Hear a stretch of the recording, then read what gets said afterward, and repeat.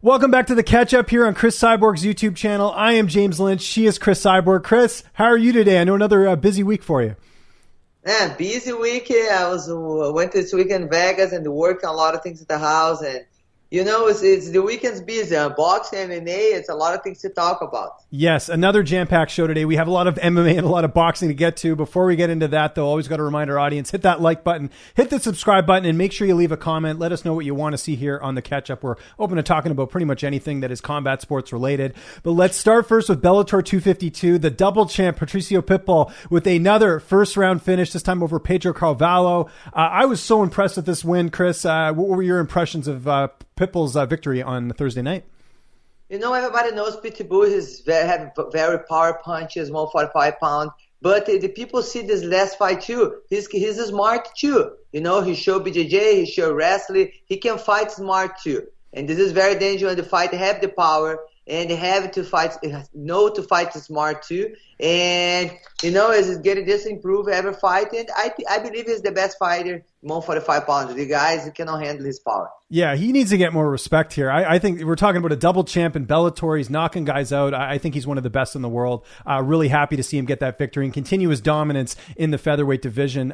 We also had a UFC card last weekend. I know Rafael dos Anjos is someone I know that you're very familiar with. Rafael dos Anjos getting that split decision win.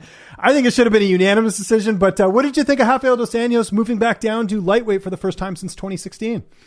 I think Rafa is the most complete fighter lightweight. He's no jiu-jitsu, no strikers, wrestling. Man, he's came from jiu-jitsu, but he's improved every fight and he's have a lot of tough fights. You know, He's in UFC like over 10 years. You can see his main event, co-main event. And I just think UFC don't give it too much credit for Brazilian fighters. They don't push a lot of market behind in USA. But, you know, don't give credit for Rafael. Rafael is the best. Congratulations. And, man, I believe he's going to be the champion of this division.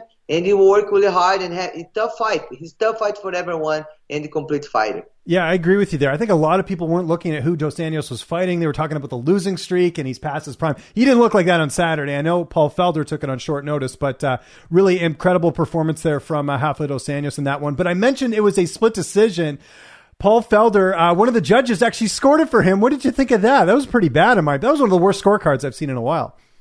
Do you know this judge the name is Chris Lee? You know, having like over, this has happened, same thing. I know the name because when I fought Holly Holm, they scored the fight and give 2-2. But man, I won 4 of the 5 rounds. Oh, did he? I didn't. Oh, that's right. I remember that. Yeah. Yes. And this is very hard because imagine if I lost that fight for a split decision. It's going to change a lot of things in my history. You know, it's going to change a lot of things for me. It's not just the opportunity, but the money. You know, everybody knows like champion receive do a different way the other ones. I think it's very, very have to have a careful about this. You know, when they ever 10 fights in between Bellator and UFC, 10 fights, the judge two don't agree with another one. And the 7 fights is Chris Lee. I believe we have to have some review when happened this, you know, back to learn again or talk, you know, see what's going on, because I believe the judge watched the same fight, you know, and it's very hard when it's so different, you know, like so different, like my fight, 4 rounds I win, and then it be 2 split decision. I think they have to review and foresee what's doing wrong, it's not. I think same when we're going to do one test, you know, good. You're doing no well, you have to study back and learn, get it more improved for getting better, because the fighters have a hard time when something happens like this. I'm glad you brought that up. There's no repercussions. That's the problem. He had a bad scorecard. He gets to, you know, live another day. But if you and I make a mistake in our job, we hear about it. So I'm with you there. I'm glad you brought up that point. Just have to improve every day. You know, have to improve. Sometimes exactly. If you make a mistake, you should learn from that mistake, right? So I'm with you there. We agree on that. Well, thankfully, Rafael dos Anjos did not get robbed this weekend. However, there was a fighter who got robbed in the boxing world, Andrew Maloney. We have to talk about this. The craziest thing about this, Cris, is that they were looking for a headbutt and they used instant replay in boxing. For those who missed it, Andrew Maloney had a boxing fight over the weekend. They went to the instant replay because they felt the referee had called it a headbutt. They went back and looked on the replay. If you watch the replay, there is no headbutt. It is a jab, but they still did not rule it a win for Andrew Maloney. What did you think of that? I was blown away. That must have been one of the worst calls I've ever seen in combat sports. I believe it's the worst time it happened there. It's to wait 30 minutes for your results about non-contest. Yes. You know, and it's, you know, I understand it's a hard time to referee, you know, because it's something in the fight like this. When you referee, it's sometimes you see things in the TV you don't see. Mm-hmm. You know, sometimes the TV you see things the referee don't see. It's a lot of things going on at the same time. You need attention, a lot of things.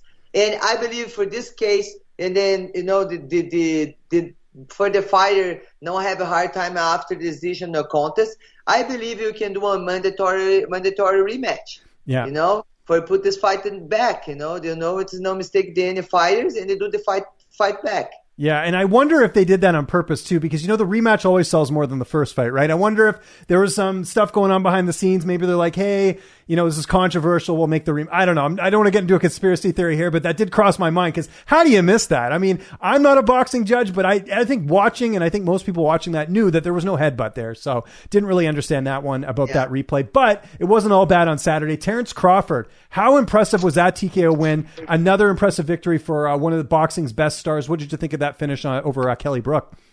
You know, for now, he's the most favorite fighter for me. You know, I learned a lot of watching him. And the one nice thing to get to, he's have a dog. And this dog is the brother, the Holly. He's getting the Pitbull from Chico Lopez.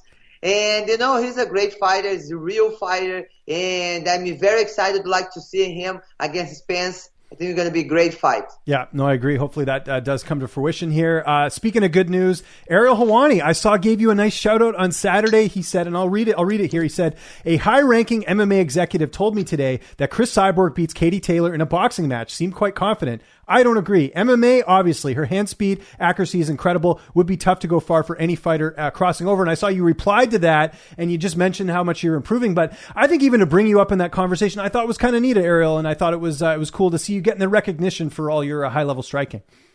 No, Ariel, I believe he's the best reporter in MMA, and I believe he can be the great one in NBA report too. And, you know, he didn't say that Conor can have a chance with Mayweather in the box. I think he say that too. You know, for me, I believe like this. Katie Taylor, she don't like the girls, the people when she's fighting, don't scary and be toe-to-toe with her. Yeah. And she can have experience, a lot of boxing fight. You know, I'm not scared to challenge myself. I know it's scary for test myself. I know I have to learn and train a lot, and for this fight to happen. And E147 for sure, I would like to do this fight too. And I believe I'm bigger than her, and they can use my skill for fight her. Let's see. But I believe everything the fight can happen, and I'm not scared to test myself. Yeah, and it's a big fight, obviously, with your name and you're, you know, being the champ. I mean, it's one of those things that just sells itself. So we'll be keeping tabs on that, I'm sure, every week here, Chris, on the catch up. But the reason we bring up Katie Taylor, she had a nice win over Miriam Gutierrez. What did you think of that performance? I'm sure you caught it. You know, for be honest with you, I didn't watch the fight. Okay. But I know she won from decision. And she's just today, I think I saw it. She's number 1 pound for the pound by the Ring magazine. And it's nice. One thing I really like too. It's how the women's MMA growing. Boxing MMA growing a lot, and just impressed. And what do you think?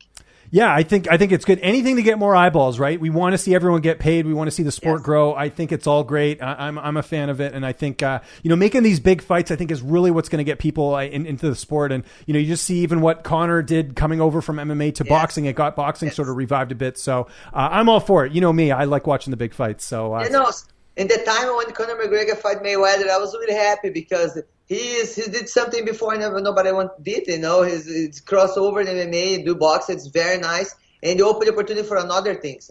Because now people say, okay, maybe Chris can fight Katie Taylor, and this is cool. You know, just getting better for the women's MMA and women's boxing. And fans love it. They love that commodity of having something different than the typical, X fights Y or whatever. And you mentioned Conor, I'll bring this up as well. He kind of changed the game a bit because no one from the UFC has gone out on their own and took a boxing fight. And I think that started getting people thinking, if there's some of these other big name fighters like yourself, you're a commodity. It's not necessarily the promotion, and fans are interested in the fighter. They'll follow the fighter anywhere. So, it opened the door, and maybe we'll see over in the boxing world as well. We'll see with what Connor has done, opening up some doors there. I mentioned you being a champion. You're also a champion outside the cage, something we talked about last week, the virtual run walk. Got to plug it here again. You can compete between November 23rd and November 30th. Chris will be running, like I mentioned, November 26th live at 8 a.m. Pacific time. And participants will receive an autograph certificate of completion signed by you in the mail. Pretty awesome, right? I know you're getting excited about this. It's coming up pretty quickly.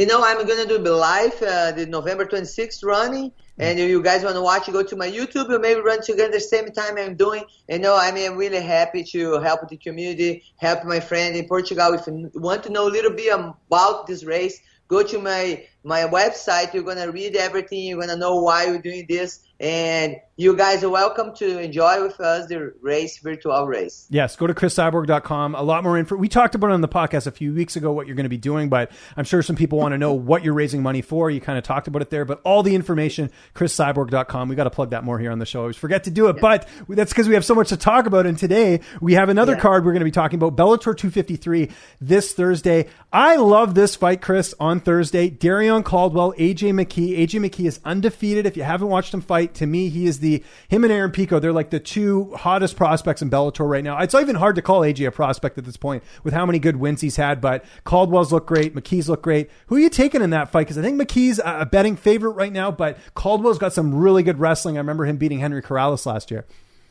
I believe AJ, we call AJ, it's a tough fight for everyone. Yeah. He's have heavy hands, and his opponent has a lot of experience too. But I would like to see AJ against Pitbull in the final tournament. And I'm very excited for this fight. This fight is going to be great. And if you guys would like to watch the fight, you're going to be to my website too, Thursday night. Yes, check it out there for sure. I was just thinking about that fight potentially with AJ and Pitbull. Not looking past Darrion Caldwell, but can you imagine that fight? Undefeated prospect against the double champ. Oh, that would be amazing. So getting really excited about that one. We also have a UFC pay-per-view this week. I hope it be that card too. Yes, absolutely. Of course. Definitely would be a stacked card there. We got to talk also about UFC 255. We've got 2 title fights this weekend, but the one I'm sure we'll talk about here, Valentina Shevchenko, someone I know you've worked with in the past, is going to be fighting Jennifer Maia. I don't know if you saw the odds, Chris, but Valentina's, I think, like a minus 1,400. It's like boxing odds this Saturday because Valentina is so dominant. What are you expecting on Saturday? Because I think the big question is can she finish the fight? She's been doing that over the last couple fights. Maia with the same team in Brazil. We came from Chute Box. And I believe her. I believe she's improved every fight, getting better, and very dedicated training. She's had the opportunity. I know she's going to be ready. I know that she's having a harder time to make weight to 125. And for the title, we have to be exactly 125. I know she's missing 2 times the weight. And I believe she have a safe cut, be healthy, be strong for this fight. This is very important, because do great fight for all the fans. But, Valentina is a big challenge for her. And Valentina, it's good everything too. People don't know too much about her because you see she strike, but she can do wrestling, she can grapple, she's really fast. And I believe it's going to be a great fight. I don't know who's gonna win this fight, but I hope we do great fight. Both be healthy and do great fight for all the fans. And also, just a quick note: Valentina was supposed to defend her title in June. She had the leg injury, so I'm curious to see how she bounces back from that. And Maia, she's got the opportunity of a world here on Saturday, so we'll be watching that fight very closely. That's in the co-main event. As we do every week, we'll do our Portuguese phrase of the week. So we're talking a lot of dogs here, and Chris, you know this. I'm a cat person. I got a cat here at home. He's been with me for 5 years. He's coming up to 5 years. We've had him. He's a great cat. So I figured this week we'll throw a cat thing in here. So I was going to say in Portuguese, how would I say, is this your cat? Esse é o seu gato. O seu gato. Sim. Oh, great. Okay, so o seu gato is how you say cat? O seu gato. Gato. Okay, gotcha. You say cat, it's a gato in Portuguese. Oh, is it? Okay, gato. Okay, I'll remember. See, that'll be easier for me to remember because my cat and I, we hang out all the time. So nice. So for those who don't know, Lynch on Sports is my Instagram. You can see him. Actually, no, my cat has his own Instagram. What am I talking about? Fuji-san Cat on Instagram. If you guys want to see him, he's a British short hair seal point. Now, Chris, if you look at this cat, you'll think he's Siamese because he's got like a black face, black paws, and like white fur, but he's actually just a seal point British short hair. He's not Siamese at all. People get him confused. reviews. So just wanted to. Okay, I'm gonna check it out. Give a shout out to my cat Fuji. I'm a big fan of his, obviously. Before we go, as we always do, Chris, we got to talk about your premium service on your website, CrisCyborg.com. $2.99, the price of a coffee, basically. I know there's a lot of Cyborg Nation fans out there who want to get to know Chris even more. There's a Q&A. We talked about that a couple weeks ago. There's lots of stuff you're going to get behind the scenes that you won't get here on the YouTube channel. So if you just want to tell us a little bit more about the premium service that you got going on the website. You know, at my website, we have the idea, have the premium service, especially now, the COVID time, everybody had to be locked out at the house. And we feel like, okay, how we can give you more for the fans? And you make the opportunity to be with them 2 times a month. We do live together, and we make games and talk. And this is going to be next again. It's a Friday with them, 3 p.m. in the Pacific time.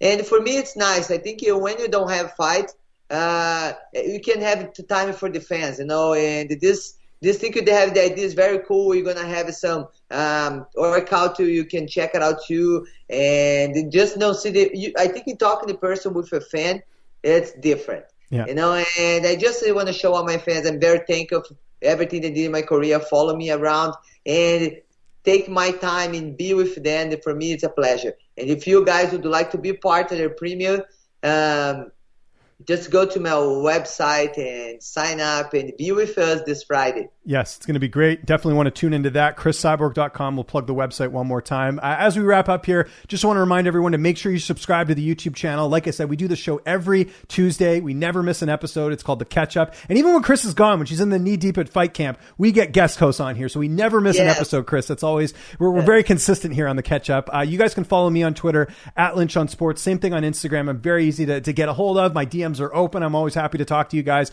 If you guys have any ideas for the show or any topics you want us to discuss, we're open. We're a very interactive show here on the program. But as I always do, Chris, I will give you the last word here. Any other things you want to plug, any social media, anything like that, I'll give you the last word.